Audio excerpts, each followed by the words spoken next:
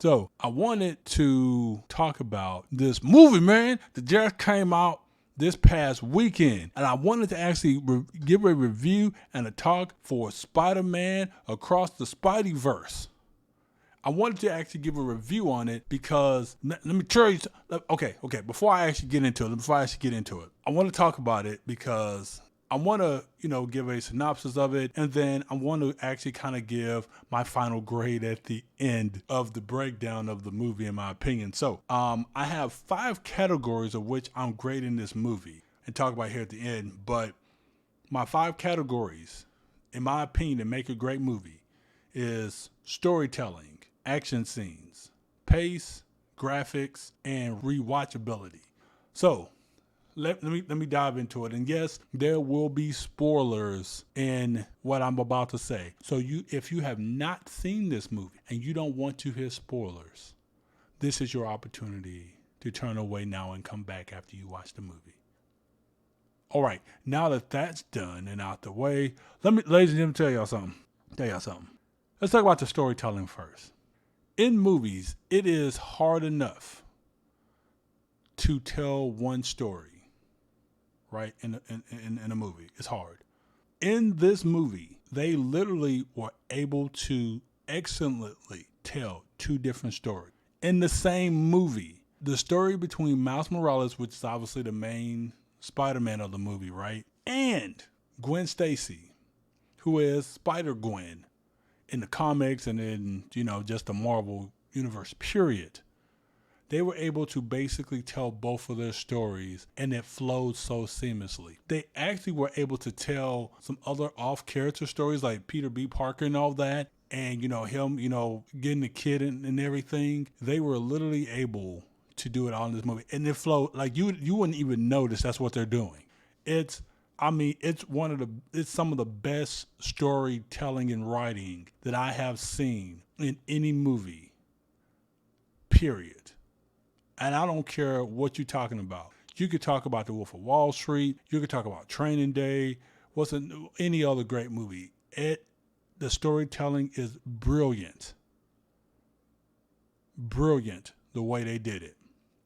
The action scene were amazing. The fight between Miles Morales and Spot, which is the main villain of the movie. The action scenes between him fighting him. Them teleporting back and forth from the spots that Spot would make that actually teleport you. That to Spider-Man, Miles Morales fighting, Spider-Man 2099, Sean O'Hare's character.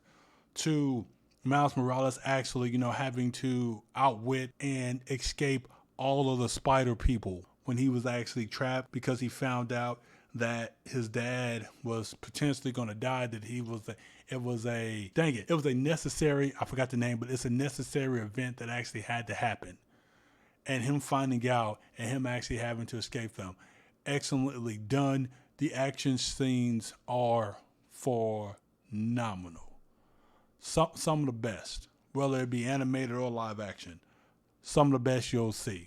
The pace of the movie was great. I talked about it with the storytelling, right? How 2 different stories are being told and it's just flowing seamlessly together. The pace of the movie was great. The movie was it was close to almost 2.5 hours long. And trust me, while you're sitting there, you're going to be so captivated, you won't even tell that the pace it's not clunky.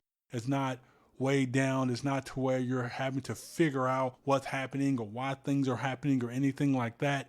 It's the pace is great. In the first movie, I remember they talked about how early on they had Miles Morales as Spider-Man. They had his frames actually dialed back to like 14 frames per second to kind of show how he was still learning how to be Spider-Man. And by the end of the movie, they actually sped up his frames to match the rest of the Spider people because essentially it was showing it matched his growth and projection. This movie, they didn't have to do that. All the pace was great. I mean, there were some characters like Spider-Punk who his framing was a little janky, but I think that was because it just fit his character. But the pace and the flow of the movie from point to point to point, I mean, it was amazing. Man, I'm trying to tell you, it was great. The graphics in the movie for this obviously being animated, and for me, animated movies I judge a little bit differently than like live action, but the graphics in this movie were stunning. The detail, the attention to detail to each piece of each frame in this movie, you could tell that those artists, bravo to those men and women who did that. They deserve to be acknowledged. Those men and women did an outstanding job with the graphics. None of it was clunky. Everything with every Spider Man or woman in this made sense to their design. It's graphics, man. I'm not gonna lie. It's probably, for its animated, just period, animated movies, TV shows, whatever. To me, it had the best graphics I've seen. The best graphics I've seen. It's incredible. Even if you want to say live action is better than probably anything you've ever seen live action. I know a lot of people gave Avatar high praise, but nope. I think I'll put it like this. It's on par with Avatar. I'll just say that it's on par. Won't say it's better. I'll just say it's on par. And as far as rewatchability goes, ladies and gentlemen, let me tell you right now. As y'all have known, listened to the show during the years, I have watched, and multiple times, every Marvel film several times. I'm even going to throw DC up in here. I've watched every DC film several times. I actually made a list. I'm going to redo my list here in a little bit. Probably towards the end of the year, because I think that's when the last superhero movie comes out. I think the Marvels comes out later this year. So I'll probably redo my list then after that movie comes out. Because I did a list earlier for, what I thought were the top DC and Marvel films of all time. I did another one for just top Marvel, and I took DC out of the equation. And I had as my number one Infinity War. I know a lot of people has Avengers Endgame as their greatest Marvel film or superhero film ever made, which, hey, look, man, if you got Endgame number one, I'm not going to fault you. I'm just impartial to Infinity War, because the idea of a villain actually winning and succeeding never happens when it comes to this type of stuff. I mean, you have to go into like the video game setting with like Final Fantasy VI with Kefka winning, evil guy winning and then having to come back for that type of thing to happen. So to see Thanos win is the reason why I have Infinity War number one. This movie, ladies and gentlemen, is the greatest, not only Marvel, but superhero movie ever made. I'm not kidding. I'm going to go ahead and let y'all know what my final grade is right now for all of those 5 categories I gave. And I'll rate them on a scale from 1 to 10. Storytelling, 10 out of 10. Action scenes, 10 out of 10. Pace, 10 out of 10. Graphics, 10 out of 10. Rewatchability, 10 out of 10.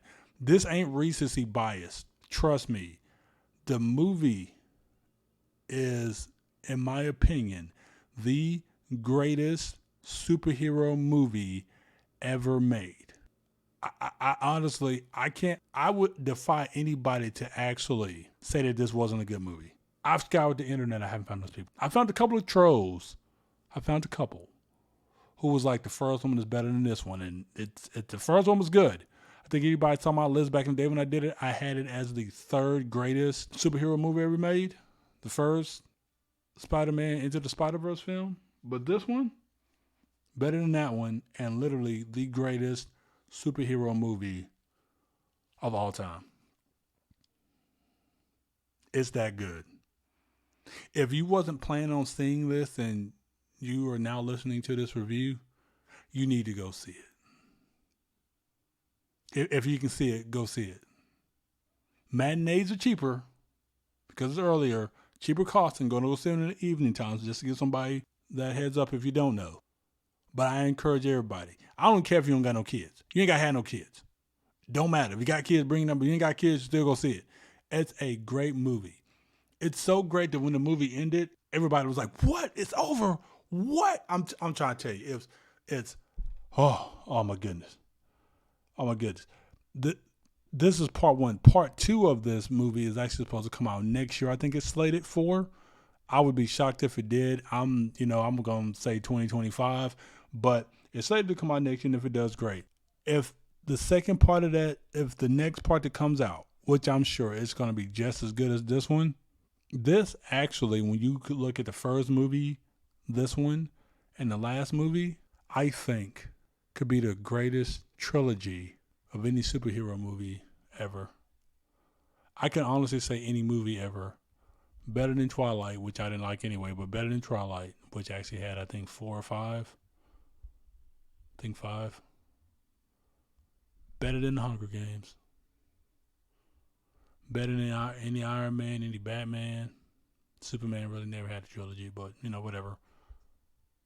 Better than Thor. It's that good.